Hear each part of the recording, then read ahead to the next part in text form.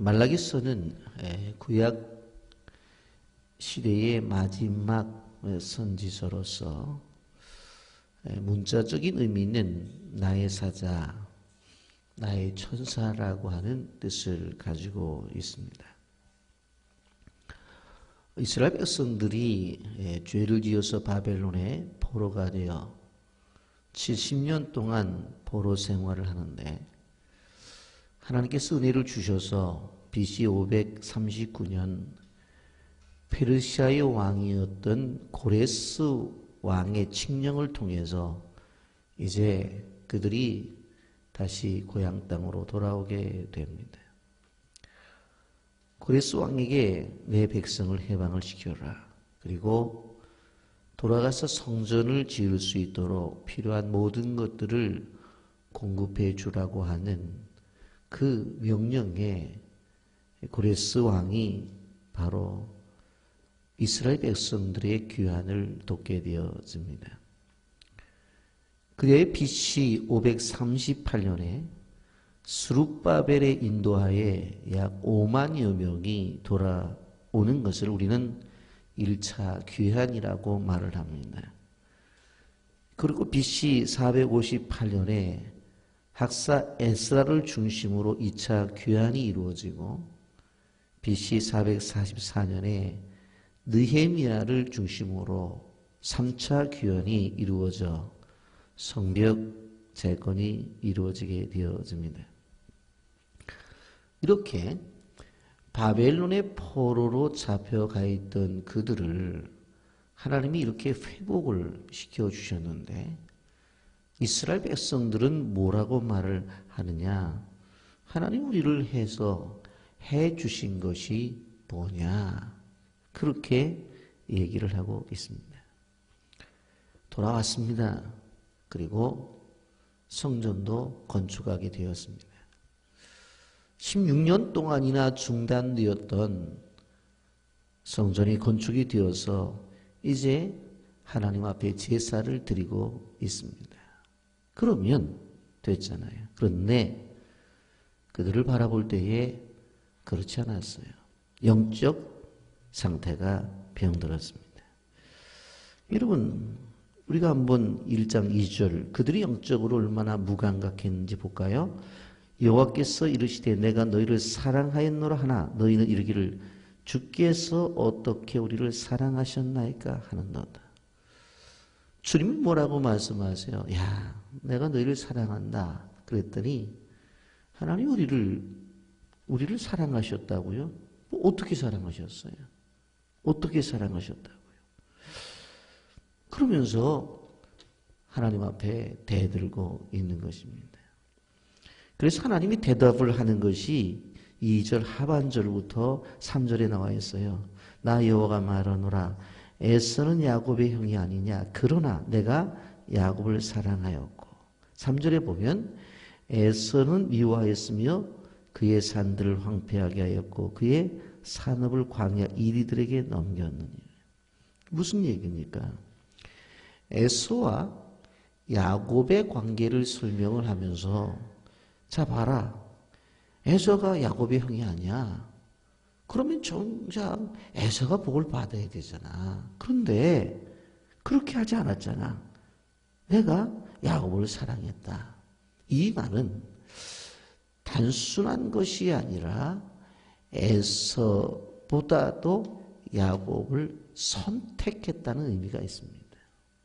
왜 그래요? 이스라엘 백성들에게 있어서 선택의 의미는 중요해요. 그 뒤에 쭉 나타나는 말씀들을 보세요. 여기 보면 3절 보세요. 에서는 미워하였으며 그의 산업은 황폐하게 하였고 그의 산업을 광야의 이리들에게 넘겼느니라. 누가? 하나님이 그렇게 하셨다는 거예요. 그리고 4절에 보세요. 에돔은 말하기를 무너뜨림을 당하였으나 황폐된 것을 다시 쌓으리라 하거니와 나 만군의 여호와는 이르노라 그들은 쌓을지라도 나는 헐리라. 사람들이 그들을 일컬어 악한 지역이라 할 것이요 여호와의 영원한 진노를 받은 백성이라 할 것입니다. 이 에서의 자손인 에돔 족속이 무너뜨리면 쌓여요. 그런데 하나님이 또 무너뜨려요. 여러분 끊임없이 그들은 무엇을 세우려고 하지만 하나님이 무너뜨려요. 왜? 하나님이 선택한 야곱을 세우기 위한 방법이에요. 인간적으로 보면 에서가 남성적이죠. 의리가 있죠. 사냥도 잘하죠. 그런데 야곱은 아우예요. 비겁해요. 남의 것 탐내는 사람이에요. 그럼에도 불구하고 하나님이 누구를 선택했어요? 야곱을 선택했다는 거예요. 여러분, 우리는 인간적으로 보게 되면 저 같아도 야곱을 선택했겠어요? 에서를 선택하지? 그런데 그렇지 않았다는 거예요. 여러분, 이것은 무슨 얘기입니까? 하나님의 택하심의 은혜라고 하는 것은 인간의 조건에 달려있는 것이 아니라고 하는 거예요. 하나님의 선택은 하나님의 의지에 달려있는 것이다 라고 하는 거예요. 그래서 조건적으로 보면 부족해요. 조건적으로 보면 연약해요. 그런데도 하나님이 선택하셨어요.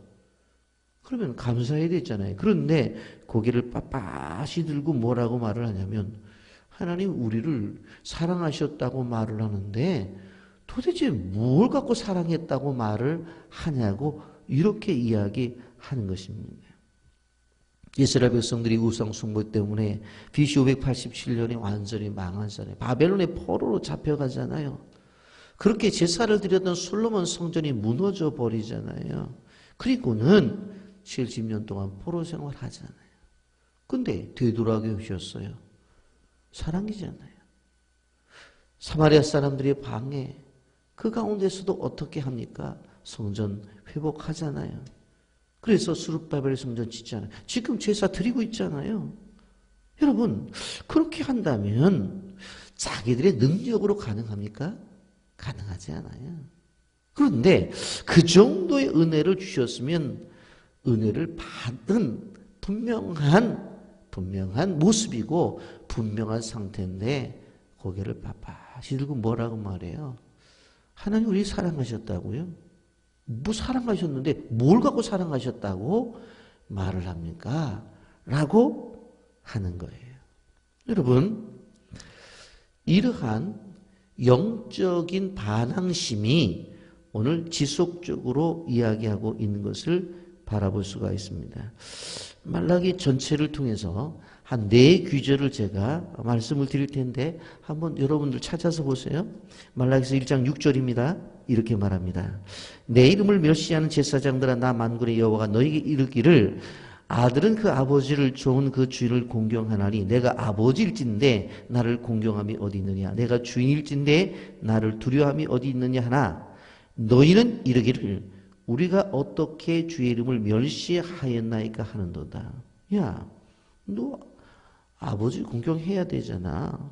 내가 주인이잖아. 그런데 어떻게 아버지에 대해서 이렇게 말하고 니들이 종이라고 말하면서 주인에게 어떻게 이럴 수가 있어? 그랬더니 아니 우리가 주의 이름을 언제 멸시했어요? 우리가 주님의 이름을 멸시한 적이 뭐 어디 있습니까? 한번 얘기해 보세요. 이렇게 반항을 하는 거예요. 여러분 말라기 1장 7절 보십시오. 너희가 더러운 떡을 나의 제단에 드리고도 말하기를 우리가 어떻게 주를 더럽게 하였나이까 하는도다. 이는 너희가 여호와의 식탁을 경물히 여길 것이라 말하기 때문이다. 하나님 앞에 드리는 것에 대해서 하나님이 보실 때 더러운 거 드렸다니까는요. 야 너희도 어떻게 그럴 수 있어? 그랬더니 뭐라고 말해요? 아니 우리가 언제 더러운 거 드렸어요? 말씀해 보시라고 하면서 반항을 해요. 여러분 말라기 3장 8절로 좀 넘어가 보세요. 여러분 11조의 문제인데 사람이 어찌 하나님의 것을 도둑질하겠느냐? 그러나 너희는 나의 것을 도둑질하고도 말하기를 우리가 어떻게 주의 것을 도둑질하였나이까 하는도다. 야, 너 정확한 11조 해야 되지. 이리 빼고 저리 빼고 사람 눈치 보고 정확하게 안 했잖아. 너도 도둑질이라 했더니 아니 우리가 언제 도둑질했습니까? 말씀해 보시라고요 하면서 또 반항을 하는 거예요. 말라기 3장 13절에 보세요. 이렇게 말해요. 여호와가 이르노라 너희는 완악한 말로 나를 대적하고도 이르기를 우리가 무슨 말로 두를 대적하였나이까 하는도다. 하나님을 향해서 말 조심해야 되는데 막말을 해요. 그래놓고 야 어떻게 이럴 수가 있어 나한테 말 조심해야 되지. 언제 우리가 하나님 앞에 막말했습니까? 증거를 대라고요. 여러분 하나님께서 끊임없이 은혜를 주시고 하나님이 끊임없이 축복을 주셨는데 이들은 뭐라고 말해요?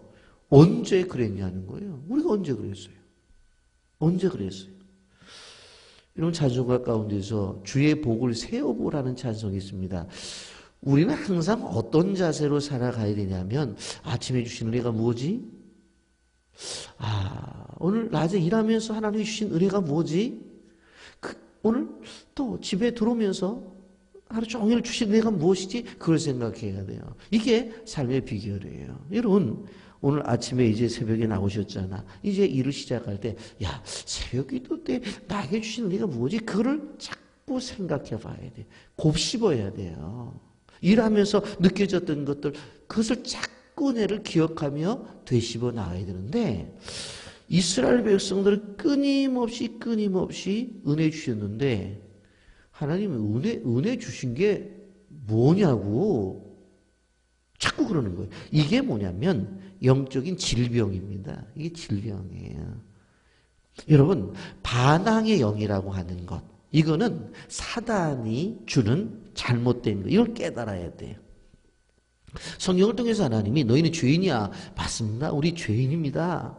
인정하면 되는 거예요. 그냥 너 죄인이지. 맞아요. 그럼 너 죄를 위해서 내가 내 아들을 이 세상에 보내서 그래서 십자가에 죽게 해서 그래. 그 사실 알아? 예, 아유 감사합니다. 내 아들 예수를 믿어라. 그러면 구원을 받아. 아멘. 믿습니다. 그러면 되는 거예요. 근데 우리의 마음속에 기본적 반항적 기질들이 있어요. 왜 그런 줄 아세요? 인간이 죄인이기 때문에 그래요.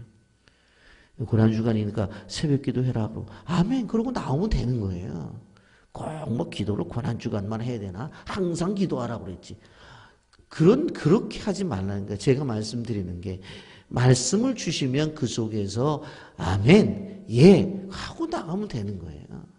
전도하라면 하면 되는 거예요. 못하면 죄송합니다 하면 되는 거지. 꼭 뭐 전도를 해야 되나? 기도하라면 하면 되는 거예요. 못하면 아유 제가 부족해서 못합니다. 그러면 되는 거지. 그걸 가지고 자꾸 이유를 들고 반항을 해요. 고개를 들고. 이게 바로 말라기 선지자가 구약의 마지막 메시지를 주고 있는 거예요. 이스라엘 백성들은 엄청난 복을 받았습니다. 그랬으면 됐잖아요. 그런데 그렇게 복을 받고도 고개를 바짝 들고 얘기를 하고 있는 거예요. 여러분 그러면서 이스라엘 백성들에게서 가장 큰 문제가 뭐냐? 예배를 무시하는 겁니다.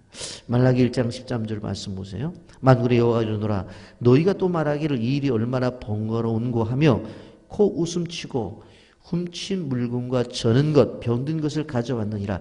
너희가 이같이 봉헌 물을 가져오니 내가 그것을 너희 손에 받겠느냐? 이는 여호와의 말이니라.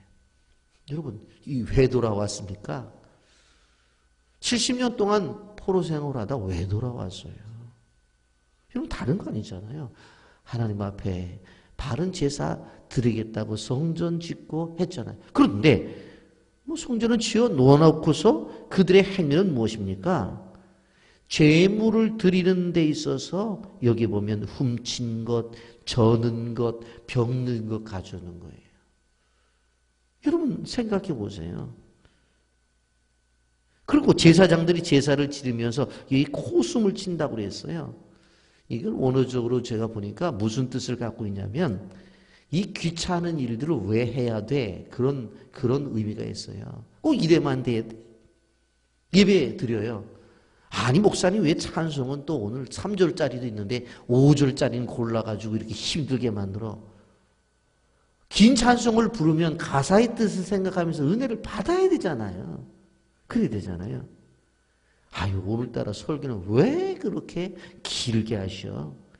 그냥 말씀하시지 성경을 또 구약 찾으랬다 신약 찾으랬다 줄치라고 그랬다. 왜 저러셔? 예? 여러분 아니 또 그냥 편하게 마태복음이나 마가복음 그런 거 하시지 소선지 찾기도 힘든데 또 말라긴 또 뭐야? 또 하박국은 뭐야? 호박국은 좋아하는데 하박국은 뭐야? 그러면서 말이 많아요 말이. 하나님 앞에 신령과 진정으로 제사를 드리고 그 속에 감사가 있어야 되는데 그냥 예배를 가볍게 생각해요. 가볍게. 어떻게 하든지 간에 내가 이 시간에 예배 통해서 은혜를 받아야 되겠다라는 생각을 가져야 되는데 그냥 눈도장 찍으러 왔다가 하나님 안녕하시죠? 왔어요? 계세요? 나 갑니다? 그래요. 그리고 그것도 어떻게 됩니까? 보면은 예? 봉헌한 물건도 뭐예요? 남의 거 훔쳐다가 예? 병든 거 그거 여러분 제물 드릴 때 구약에 어떻게 했습니까? 양들 드릴 때도 머리 제가 쉬운 표현으로 하면 이거 비듬이 있나 없나 보는 거예요. 발바닥 무좀이 있나 없나 야 입 벌려봐 충치가 있네 없나 다 확인해 가지고 최고 좋은 것을 갖다 드려야 되는데 어떻게 합니까? 어떻게 해요? 봐서 아이고 저거는 잘생기고 토실토실하고 그냥 집에 있으니까 너무 아름다워. 근데 저거 아무래도 봐도 병든 것 같아. 아이고 저러다 병들어 시름시름 죽느니 하나님이 나가지시오. 그 얘기하고 똑같은 거예요. 그 얘기하고 여러분 우리 권사님들이 특세 때 되면 저한테 돈 바꿔다 달라고 그러는 거 저는 충분히 이해를 해요. 왜 그런 줄 아세요? 어떻게 하든지 깨끗하고 어떻게 하든지 정성스럽게 똑같은 돈이라도 신권으로 드리겠다고 하는 게 그게 정성이거든요. 이 가벼운 얘기가 아닙니다. 가져왔다고 다 가져온 게 아니에요. 우리가 이 앞에 앉아있다고 다 앉아있는 것이 아니라고 하는 거예요. 예배는 성도의 특권이고 영광인데 그 예배를 통해서 우리는 즐거워해야 돼요. 그 사람이 영원히 건강한 거예요. 여러분 우리는 기억해야 돼요. 그럼 왜 예배가 중요하느냐? 말라기 1장 14절 말씀 보세요. 이렇게 말씀합니다. 짐승의 때 가운데 수컷이 있거늘 그 선한 일에 흠 있는 것으로 속여 내게 드리는 자는 저주를 받으리니 나는 큰 임금이요 내 이름은 이방 민족 중에서도 두려워하는 것이 됨이니라. 만군의 여호와입니다. 나를 속이고 예배를 드려? 나를 속이고 예배를 드려? 저주받아. 무서운 얘기잖아요. 하나님은 그런 하나님이 아니라는 거예요.